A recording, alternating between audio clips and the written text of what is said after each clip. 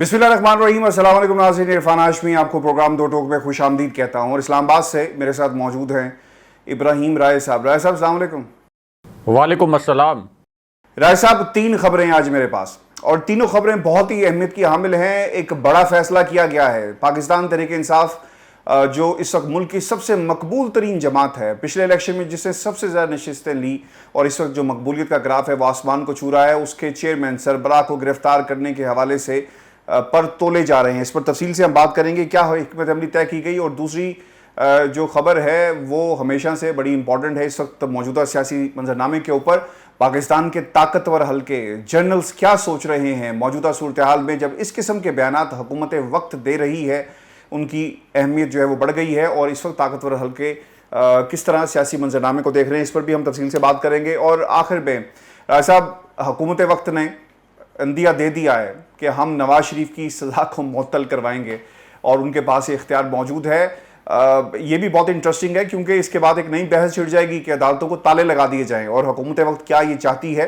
कि चले अलामती तौर पे ताले लगा दिए जाएं, और ये जो मूव होगा ये किस तरफ लेकर जाएगा सियासी मंजरनामे को। लेकिन राय साहब, सबसे इंपॉर्टेंट खबर आज की, कुछ मुकदमात दर्ज किए गए शहरों में, और ये ज़्यादातर नून लीग के कारकुन हैं जिनकी तरफ से दरखास्तें दी गई, जिसको नाम दिया जा रहा है कि लोगों का सेंटीमेंट और लोगों के कहने के ऊपर और हुकूमत पार्टी नहीं बन सकती। और 50 से ज़ायद लोगों ने दरखास्तें दी हैं और जिस पर मुकदमात दर्ज किए गए, जिसमें शेख रशीद साहब के हवाले से भी छापे मारे जा रहे हैं। उनके भतीजे को पहले ही गिरफ्तार किया जा चुका है। और फिर ये भी कहा जा रहा है कि स्पीकर, डिप्टी स्पीकर और फिर जिन लोगों ने और हमायत की, और फिर इमरान खान साहब की गिरफ्तारी, क्या कॉन्सिक्वेंसेस होंगे राय साहब। आज प्रेस कॉन्फ्रेंस भी की है और बड़ी इंपॉर्टेंट प्रेस कॉन्फ्रेंस थी, वाइट पेपर भी दिया गया है उन लोगों की करप्शन के हवाले से जो इस मुल्क में 30 बरसों से कायम है। और अगर ये गिरफ्तारी हुई तो वो लोग जो कहते थे कि मुल्क को आप अनारकी की तरफ लेकर जा रहे हैं, खाना जंगी की तरफ लेकर जा रहे हैं, इमरान खान पर इल्ज़ाम लगाते थे। इस वक्त उस जमात को हाथ डालना, उस शख्स को हाथ डालना, और जो उज़र बयान किया जा रहा है कि जनाब इन्होंने कहीं ना कहीं गुस्ताखी की है, उनके कहने पर हुई प्लान बनाया गया। जो शख्स मदीने की गलियों में नंगे पाँव सफ़र करता है, किसी भी मुल्क का सरबराह, मुझे नहीं याद पड़ता रहा साहब दूर दूर तक ऐसी में नज़ीर हो, उसके ऊपर इस किस्म का बुहतान और इल्ज़ाम लगाए जा रहे हैं। जी राय साहब। देखें आशमी साहब, ये जो तौहीन मज़हब का मुकदमा ख़ान साहब पर कायम किया गया और ख़ान साहब के साथियों पर कायम किया गया, इससे रिलेटेड एक वाक़या जो इमरान खान साहब से जुड़ा है, ये मुख्तसरन अपने व्यूअर्स के सामने रखते हैं, क्योंकि मैं इस वाक़े का ऐनी शाहिद हूँ, मैं इस वाक़े का गवाह हूँ बतौर सहाफ़ी। और इमरान खान साहब ने अक़वाम मुत्तहिदा की जनरल असम्बली UNGA, वहाँ जो सालाना ख़िताब किया था, यानी एक ख़िताब तो उनका ये था कि जो वो फ़िज़िकली नहीं कर सके थे कोविड की सिचुएशन की वजह से, लेकिन जो पहला ख़िताब उन्होंने किया था जब वो ख़ुद गए थे न्यूयॉर्क, तो मुझ समेत कुछ सहाफ़ी न्यूयॉर्क में UNGA के उस हॉल में मौजूद थे जब ख़ान साहब ख़िताब कर रहे थे। और उस ख़िताब में जहां ख़ान साहब ने मोदी की जो एक RSS की आइडियोलॉजी है उसको बड़े दलाइल के साथ उधेड़ कर रख दिया, मोदी की जो मुस्लिम कुश पॉलिसीज़ हैं उनको उधेड़ कर रख दिया। वहाँ पे ख़ान साहब ने इस्लामोफोबिया के मुतल्लिक इतनी मुदल्लल तकरीर की, इतने शानदार दलाइल पेश किए कि जो वहाँ पे इस्लामी ममालिक के डेलीगेट्स थे वो ख़ान साहब को अप्रिशिएट करते हुए तालियां बजा रहे थे। मैं इस बात का ऐनी शाहिद हूँ, इस बात का गवाह हूँ। इसके साथ साथ कुछ और पाकिस्तानी सहाफ़ी भी इस बात के ऐनी शाहिद हैं। इसके बाद ख़ान साहब ने इस्लामोफोबिया के मामले पर अमेरिका में एक आलमी कॉन्फ्रेंस करवा दी। एक आलमी जो कॉन्फ्रेंस करवाई वो तुर्क सदर भी उसमें शरीक थे उनके ताउन के साथ, और मलेशियन प्राइम मिनिस्टर के साथ, महातीर मोहम्मद के साथ।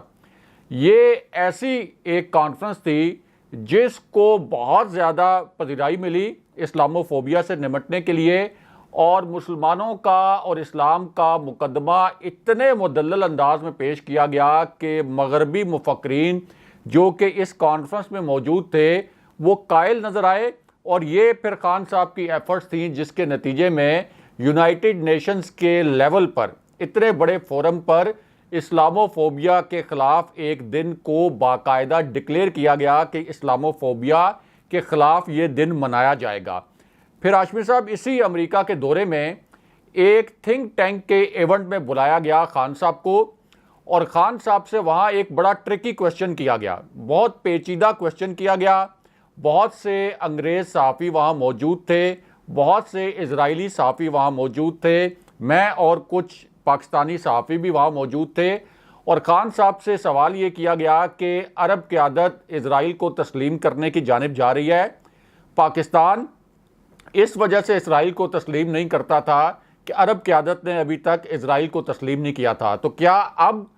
इसराइल को तस्लीम करेगा पाकिस्तान अरब क़यादत को फॉलो करते हुए? तो ख़ान साहब ने वहाँ पर कोट किया, कायद-ए-आज़म के एक कौल को नकल किया, कायद-ए-आज़म के एक फरमान को कोट किया, और उन्होंने कहा कि जब तक फ़लस्तीनियों को उनका जायज़ हक और उनका वतन नहीं मिल जाता, सवाल ही नहीं पैदा होता दुनिया जहां से हम पर प्रेशर आ जाए, कोई भी आलमी ताकत हम पर दबाव डाल दे, हम किसी सूरत इजराइल को तस्लीम नहीं करेंगे। तो ये है खान साहब का एक प्रोफाइल। अपने ये जो तौहीन मज़हब का मुकदमा दर्ज किया है, इसको आप एक तरफ रखें, यानी अपने इस पस मंज़र को ज़हन में रखें, और फिर देखें खान साहब की एफ़र्ट्स इस्लाम का और मुसलमानों का और पूरी उम्मत मुसलमा का मुकदमा लड़ने के लिए उनकी जो एफ़र्ट्स हैं। फिर ये पहले हुक्मरान हैं पाकिस्तान में जिन्होंने पाकिस्तान में रियासत मदीना की बात की, जिन्होंने रियासत मदीना पर एक उसको अमली जामा पहनाने के लिए एक बाकायदा अथॉरिटी कायम की। तो इससे बड़ा आप कह सकते हैं कि घटिया किस्म का इल्ज़ाम, मुज़िका खेज़ इल्ज़ाम, इंतहाई घिनौनी साजिश इससे बड़ी नहीं हो सकती कि इमरान खान साहब पर यह इल्ज़ाम लगाया जाए कि उन्होंने कोई तौहीन मज़हब किया है। लेकिन हाशमी साहब इसके पीछे एक प्लान है, एक घिनौना प्लान है, उसको आप बिटवीन दी लाइंस पढ़ें। वो प्लान ये है कि लीगी कारकुनों के ज़रिए ये तौहीन मज़हब के मुकदमात दर्ज करवाए जाएँ, फिर ये हुकूमत खुद ही अपने किसी कारिंदे के ज़रिए या आलमी इस्टेब्लिशमेंट के किसी कारिंदे के ज़रिए, जैसे लोकल हैंडलर्स के ज़रिए यहाँ पर पहले दहशतगर्दी के वाक़यात होते रहे हैं, तो खुदा न खास्ता खान साहब के ऊपर हमला करवाया जाए और फिर इसको एक मजहबी रंग दे दिया जाए। इसको मजहबी रंग दे दिया जाए कि ये तो एक मजहबी मामले की वजह से खान साहब पर हमला हुआ है। इस बारे में तहरीक इंसाफ को भी बड़ी तशवीश है और ये बहुत ही संगीन, यानी इतना घिनौना खेल कभी किसी हुकूमत ने नहीं खेला जो इस वक्त ये इम्पोर्टेड हुकूमत खेल रही है खान साहब के ख़िलाफ़ और उनके साथियों के ख़िलाफ़। और दूसरी बात यह है कि एक तो ये बात बड़ी वाज़े, लोग इस बात पे हिचकिचाते हैं, मैं ये समझता हूँ कि ये जो काउंटर आर्गूमेंट है वो आर्गूमेंट ठीक है कि अगर किसी मस्जिद में चोर आ जाए कहीं से चोरी करके, तो क्या उसको चोर कहा जाए तो ये कोई नाजायज़ बात है? यानी ये एक काउंटर आर्गूमेंट इस वक्त मौजूद है। दूसरा, अगर एक लम्हे के लिए तसव्वुर कर भी लें कि ये सऊदी अरब के किसी कानून की खिलाफ वर्जी हुई, ज़ाहिर है कि सऊदी अरब में बहुत से कवानीन ऐसे हैं जो उनके मकामी कवानीन हैं, अगर वहाँ किसी कानून की खिलाफ वर्जी भी हुई है तो उसका मुकदमा पाकिस्तान में कैसे दर्ज हो सकता है और एक ऐसे शख्स के खिलाफ कैसे दर्ज हो सकता है कि जो कि जिस वक्त इस कानून की खिलाफ वर्जी अगर हुई है, वो भी मकामी कानून की, तो वो शख्स वहाँ पे मौजूद ही नहीं था, वो शख्स पाकिस्तान में मौजूद था, तो उस पर किस तरीके से मुकदमा दर्ज हो सकता है? 295 की दफा जो है, बिल्कुल ये इंतहाई खौफनाक खेल खेल रहे हैं, ये खौफनाक खेल खेल रहे हैं और इसमें मिलिट्री को अब इंटरवेंशन करनी चाहिए, इस्टेब्लिशमेंट को, हमारी फौज को इंटरवेंशन करनी चाहिए, क्योंकि ये जो खेल खेला जा रहा है इसका निशाना एक मरतबा कोशिश ये भी की गई थी कि army chief general Qamar Javed Bajwa को भी इसका निशाना बनाया जाए, और फिर हमने देखा कि जिस तरह के बेबुनियाद इल्ज़ामात उस वक्त आयद किए गए थे और फिर इस तरह के भी हमने हालात देखे कि एक फिर कैंपेन चलानी पड़ी उन इल्ज़ामात को रद्द करने के लिए। तो ये बहुत खौफनाक खेल है। जनरल बाजवा से बेहतर कोई नहीं समझता कि ये कितना एक संगीन मामला हो सकता है, इसलिए इस मामले में इंटरवीन करना पड़ेगा इस वक्त फ़ौज को, और ये जो कहते हैं कि हम न्यूट्रल हैं, अगर इस मामले में भी वो न्यूट्रल रहते हैं और ये कहते हैं कि ये इम्पोर्टेड हुकूमत जितने मर्जी फाशिज़म दिखाए और इस किस्म के इकदाम करे, हम न्यूट्रल रहेंगे, तो इसका मतलब ये होगा कि ये मुल्क फिर बड़ी तेज़ी से तबाही की जानिब जाएगा। बहुत तेज़ी से ये जो खदशात ज़ाहिर किए जा रहे हैं कि ये तकसीम बढ़ेगी और खुदा न खास्ता यहाँ पर कोई खाना जंगी की सूरत हाल भी पैदा हो सकती है। राय साहब, कुछ खतूत लिखे गए हैं और ये आम खतूत नहीं हैं, ये पाकिस्तान के ज़िम्मेदारों को ख़त लिखे गए हैं और इन खतूत से एक वाज़ेह पैगाम दिया गया है। ये पैगाम इसलिए भी अहमियत का हामिल है राय साहब, आपने बात की अभी कि इस वक्त इंटरवेंशन बड़ी ज़रूरी है, इंटरफेयर करना पड़ेगा पाकिस्तान की मौजूदा सियासी सूरत हाल के तनाजुर में, क्योंकि आप गली गली ये लड़ाई आपको नज़र आएगी। जब खान साहब ने कॉल देनी है और अगर खान साहब के हवाले से कोई कार्रवाई की जाती है तो लोग सड़कों पर आए, पहले ही लोग सड़कों पर हैं, तो और मज़ीद अब ये शिद्दत की तरफ हमें मामला जाते हुए नज़र आते हैं और अगर इस तरह की काम शुरू हो गए तो फिर मुश्किल हो जाएगा। राज साहब, ये खतूत क्या हैं, ये बताएं डिटेल इसकी, क्योंकि इन खतूत के अंदर जो मैसेज दिया गया है वो बड़ा ही खौफनाक है। इशारतन बात की नहीं गई बल्कि डायरेक्ट पूछा गया है और ये जो मौजूदा सियासी सूरत हाल है इसके तनाजुर में कुछ इंतहाई अहम सवालात रखे गए हैं। देखिए, जनरल बाजवा को ये खतूत लिखे गए हैं और इन खतूत में इशारा ये दिया गया है कि ऐसे अनासिर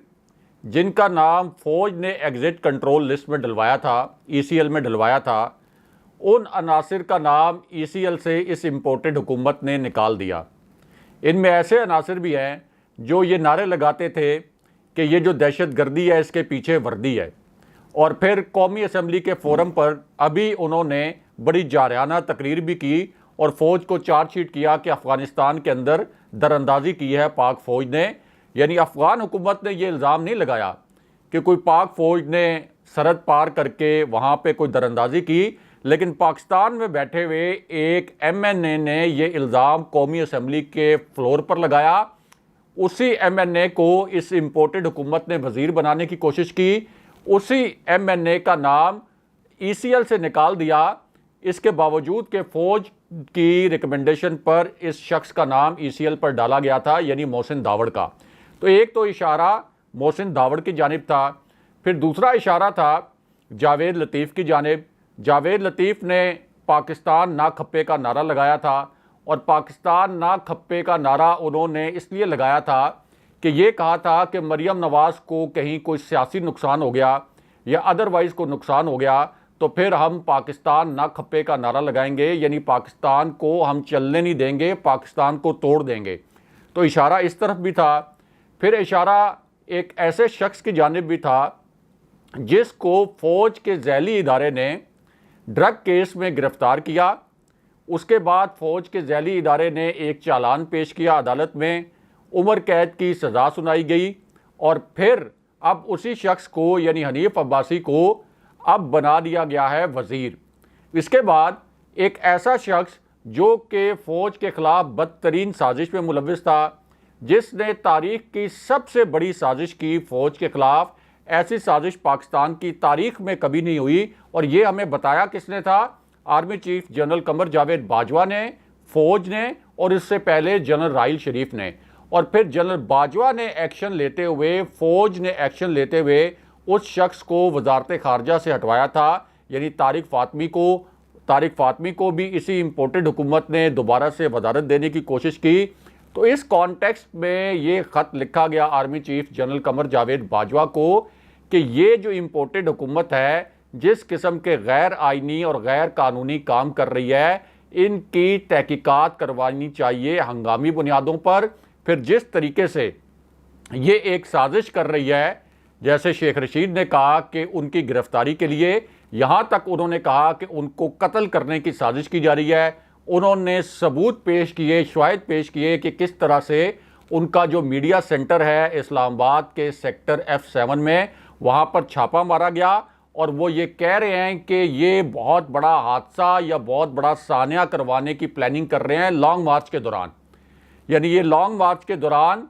एक इस किस्म का सान्या करवाना चाहते हैं जिसके अंदर खुदा न खास्ता तहरीक इंसाफ की क़यादत की जानें चली जाएं, तहरीक इंसाफ के कारकुनों की जानें चली जाएं और शेख रशीद इस मामले पर कोई ढकी छुपी बात नहीं कर रहे, कैमरों के सामने बात कर रहे हैं और 7 लोगों के खिलाफ उन्होंने थाने में जाकर दरखास्त भी दे दी है। तो इससे अंदाज़ा लगाया जा सकता है कि इस वक्त मामलात कितनी खौफनाक सिमत में जा रहे हैं और सिर्फ ये जो इस वक्त इम्पोर्टेड हुकूमत बौखलाई हुई है उसकी वजह यह है हाशमी साहब कि खुद इंटेलिजेंस एजेंसीज जो कि इस हुकूमत के ज़ेर असर हैं, वो इंटेलिजेंस एजेंसीज जो इस वक्त शेख रशीद के नीचे काम नहीं कर रही, ज़ाहिर है कि वो तो वज़ीर दाखिला नहीं है, वो इंटेलिजेंस एजेंसीज जो हुकूमत के ज़ेर असर हैं, जो इदारों के ज़ेर असर हैं, वो भी कह रही हैं कि इस लॉन्ग मार्च में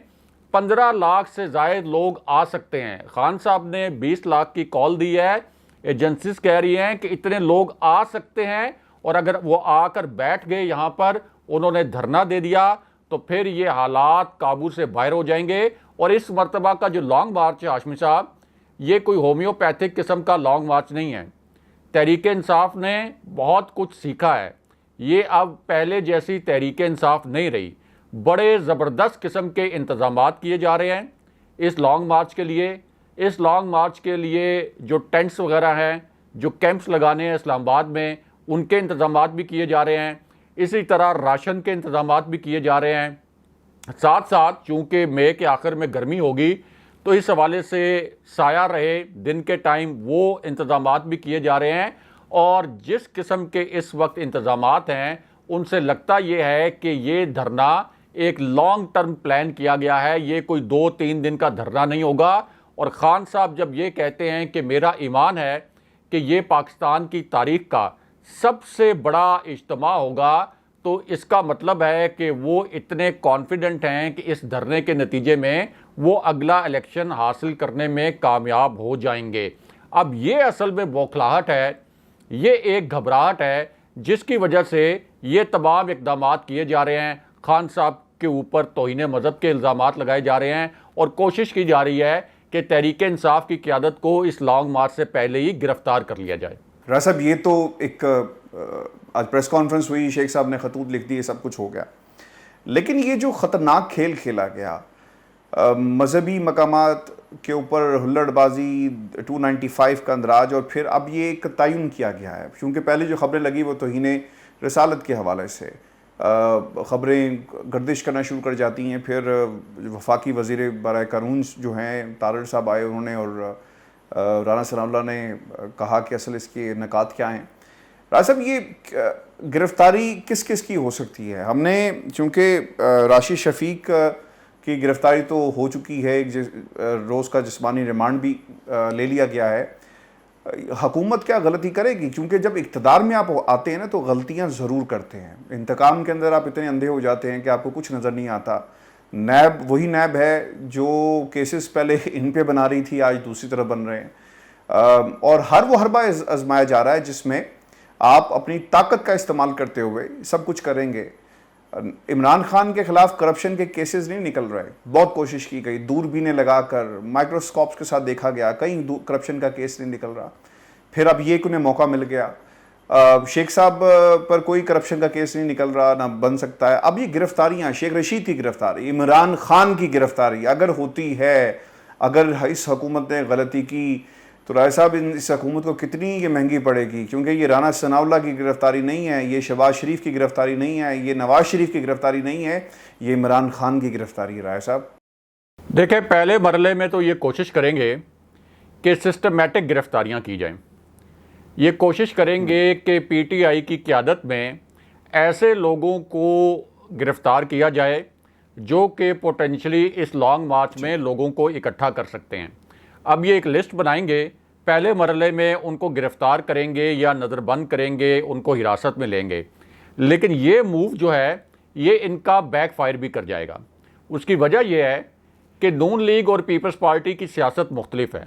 नून लीग और पीपल्स पार्टी का जब लॉन्ग मार्च होता है तो तमाम जो इनके रहनुमा हैं उनको ज़िम्मेदारियां दी जाती हैं कि आपने इतने लोग लेके आने हैं, इतनी गाड़ियां लेके आनी हैं, इतनी देगें लेके आनी हैं, और उसके बाद अगर उन लोगों को पकड़ लिया जाए तो कारकुन अज खुद नहीं निकलता,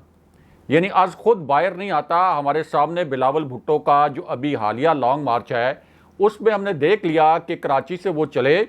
उसके अंदर उनके कई ऐसे लोग थे जिनको पैसे भी दिए गए। उसके बावजूद इस्लामाबाद में जब उनका लॉन्ग मार्च आया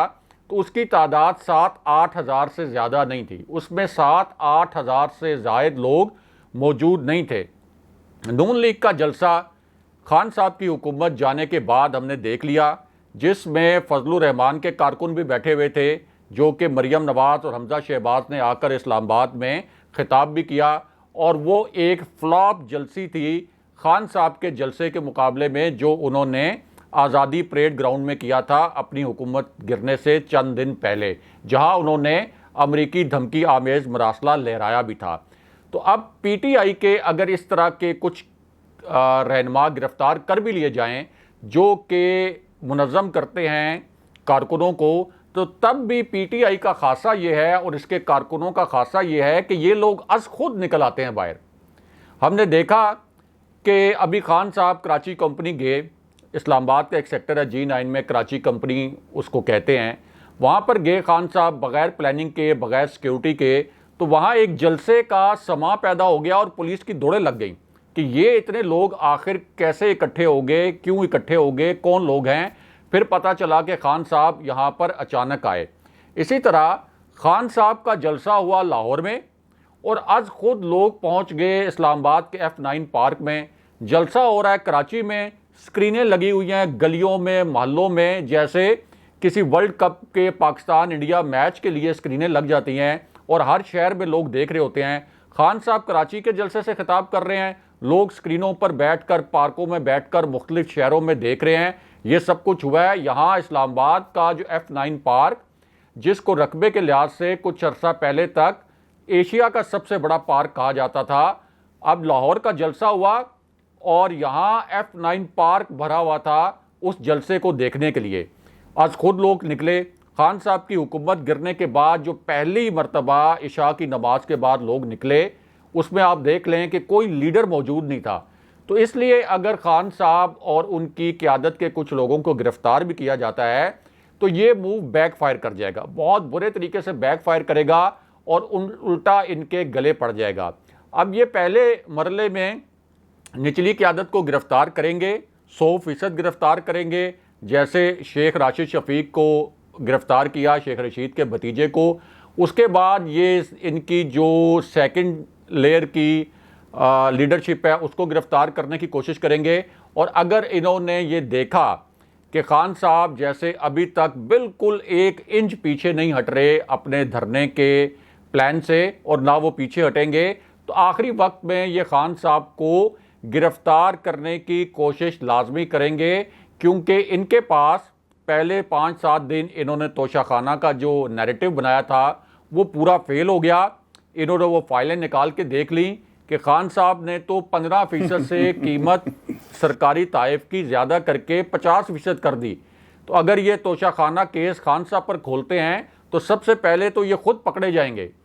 उसके बाद फरा बीबी के हवाले से 20 साल का रिकॉर्ड मांगा है इस्लामाबाद हाईकोर्ट ने, ऐसा 20 साल का रिकॉर्ड मांगा है कि सबका निकाल के लेकर जी।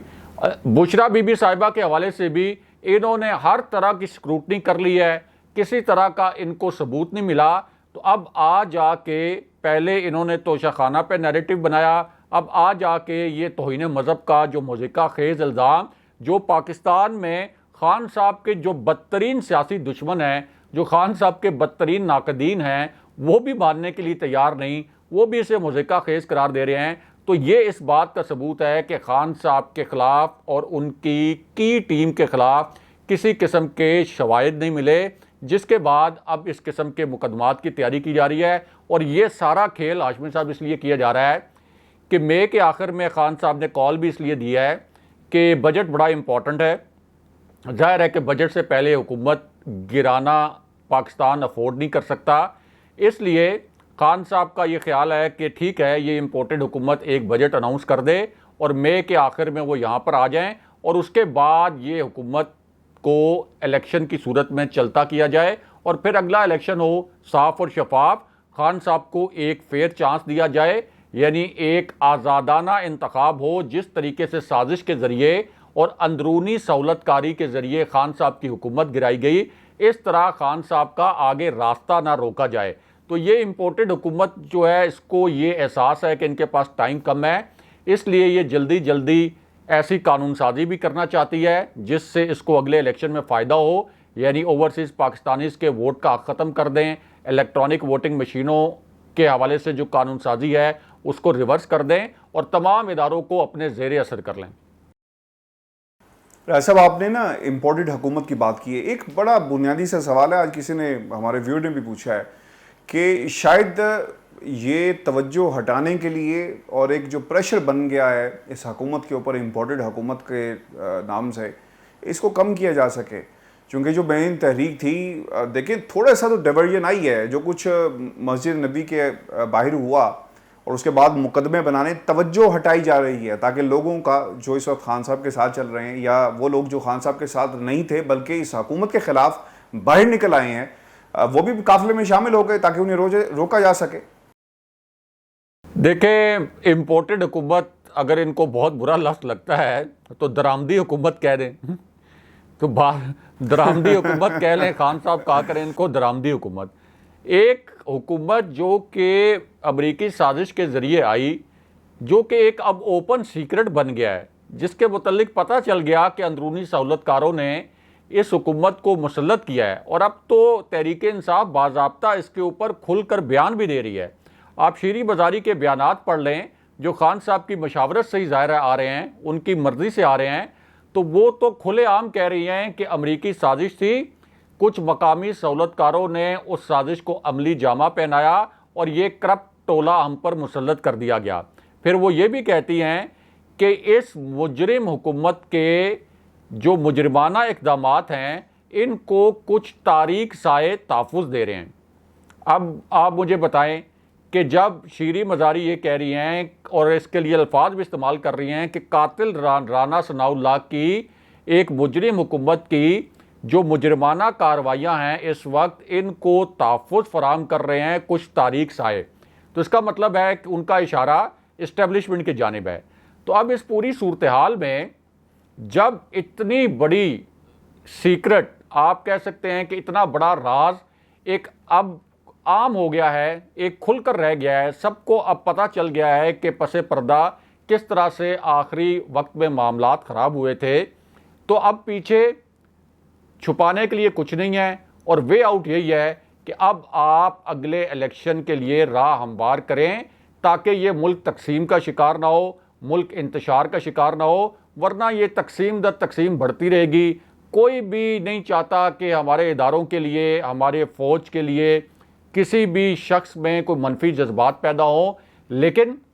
अगर ये इलेक्शन इसी तरह डिले किया गया, अगर इस इम्पोर्टेड हुकूमत को इसी तरह सपोर्ट किया गया जिस तरह के तहरीक इंसाफ दावा कर रही है, जो शीरी मज़ारी का मैंने स्टेटमेंट भी रखा है व्यूअर्स के सामने, तो फिर ये हालात ख़राब से ख़राब तर होते चले जाएंगे और ख़ुद जो रिटायर्ड जनरल्स हैं वो आप देख लें कि इसी खदशे का इज़हार कर रहे हैं। वो ख़ुद इस वक्त पाक फ़ौज के अंदर सेंटीमेंट को रिप्रेजेंट कर रहे हैं और ये कह रहे हैं कि फ़ौज को इस वक्त आवाम की पल्स पर हाथ रखना होगा।